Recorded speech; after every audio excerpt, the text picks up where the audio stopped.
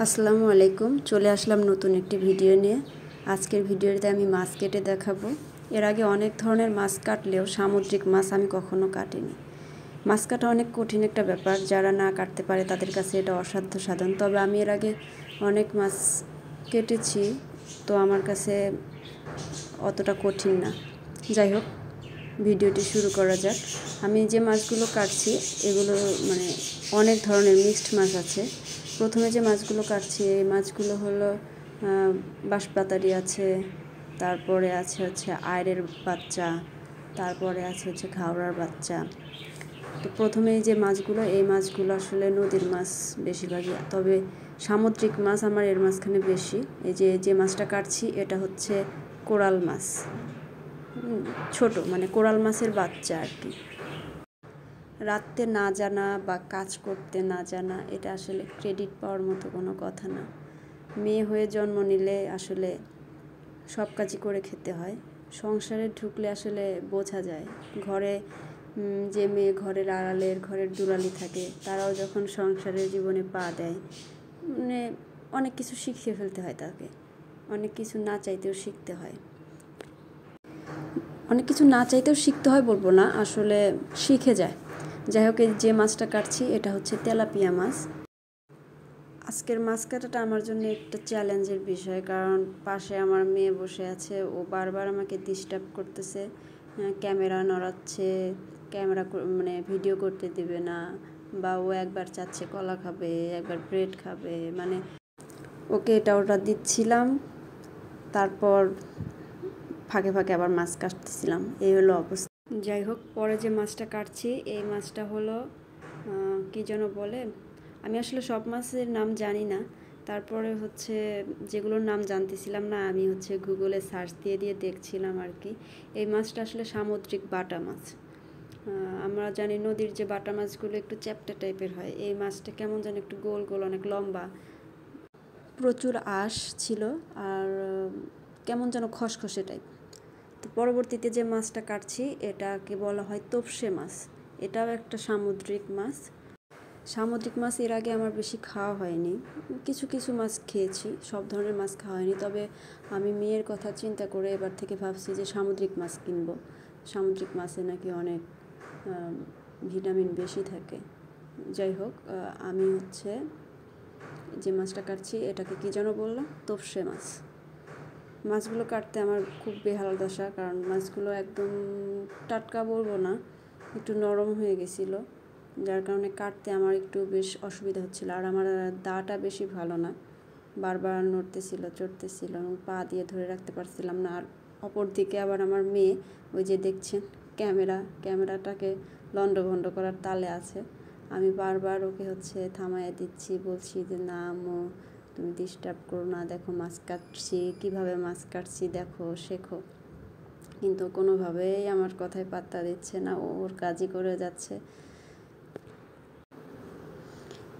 আমি ওকে একবার খেলনা ও খেলনা দেখাচ্ছি যে এটা দিয়ে খেলো, তারপর আমরা মাছ কাটা শেষ হলে মাছ রান্না করব, দুজন মিলে খাবো। কিন্তু ও নাছোড়বান্দা, ও আমার হচ্ছে ক্যামেরা নাড়া দিচ্ছে না, বারবার হচ্ছে ও চাচ্ছে যে ও ক্যামেরার সামনে আসুক, বা ও হচ্ছে কিছু একটা দেখাক। ওর খেলনা নিয়ে আসছে বা ক্লে নিয়ে আসতেছে, যে ফুল বানাইতেছে, ওর মনের ধারণা ওটা ফুল বানাইছে, সেটা হচ্ছে ক্যামেরার সামনে দেখাবে। এই হলো কথা। কিন্তু আমি বারবার ওকে না করছি যে না, পরে তোমার ভিডিও করব, তোমাকে পরে দেখাবো। ওই যে দেখেন আমার মেয়েটার অবস্থা, একবার পা দিয়ে একবার হাত দিয়ে ওই যে ক্যামেরাটাকে সরাচ্ছে। আমি লাস্টে আমার পা দিয়েই চেপে ধরে রাখছি ক্যামেরার স্ট্যান্ডটা। যাই হোক, এরপর যে মাছটা আমি কাটছি, এই মাছটা হচ্ছে পোয়া মাছ। এটাও একটা সামুদ্রিক মাছ। আমি জানি না এই মাছগুলো আসলে খেতে কেমন হবে, আমি খাইনি কখনো। আমি আমার বোনের কাছ থেকে শুনেছি সামুদ্রিক মাছে একটুখানি কড়া গন্ধ হয় আর কি, অন্যান্য মাছের তুলনায় এই মাছগুলো একটু কড়া গন্ধ হয়। যাই হোক, যেমনই হোক, আমার মেয়ের মাছ পছন্দ, মেয়ের বাবারও মাছ পছন্দ। আমি জানি ওদের কোনো অসুবিধা হবে না খেতে, আমার একটু খেতে অসুবিধা হবে। আমার মাছ কাটা প্রায় শেষ, আর একটা বাকি আছে।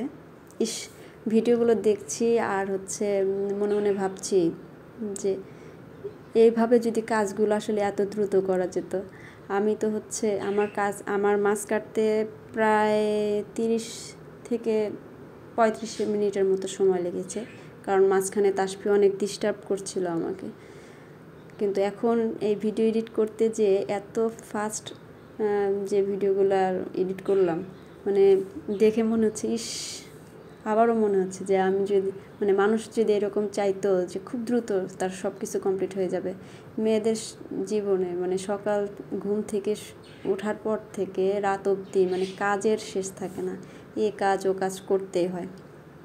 তো সেই ক্ষেত্রে দেখা গেছে যে এই ভিডিওর মতো যদি এত ফাস্ট দ্রুত ঘর গোছানো, কাপড় চোপড় ধোয়া, রান্না করা, এভরিথিং, তারপরে আছে মেয়েকে সামলানো, মেয়েকে গোসল করানো, খাওয়ানো, এই কাজগুলো যদি এরকম মুহূর্তের মধ্যে করে ফেলা যেত, প্রতিটা মেয়েই অনেক খুশি হয়ে যেত আর কি।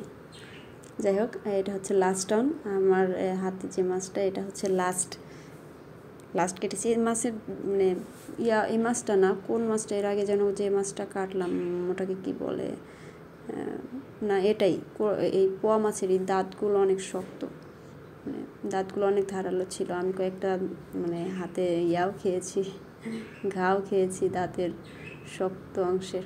যাই হোক, এবার মাছগুলো ধুয়ে ফেলবো।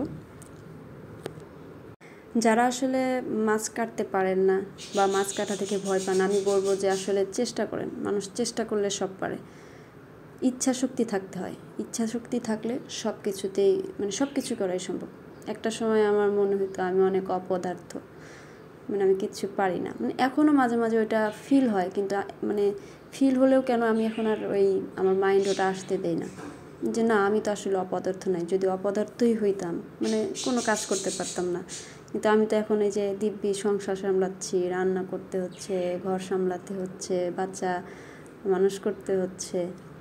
পড়াশোনা শেষ করে ভাবছিলাম কি করব, বেকার হয়ে গেলাম, কিছু করতে পারি না, কোনো আর্নিং সোর্স নাই বা এইরকম একটা চিন্তা। কিন্তু এখন মাথার ভিতরে আসলে ওই জিনিসগুলো কাজ করে না, কাজ করলেও আমি আসতে দিই না, কারণ মানুষের জীবনে আপস অ্যান্ড ডাউন থাকে। আমার লাইফেও হয়তো বা আপস আসবে, হয়তো বা ডাউনে আছি বা ডাউন থেকে আপসে যাব, এরকম একটা চিন্তা মাথায় চলে আসছে। একটা সময় পারবো, একটা সময় হয়তো বা আমাকে দ্বারা কোনো কিছু সম্ভব।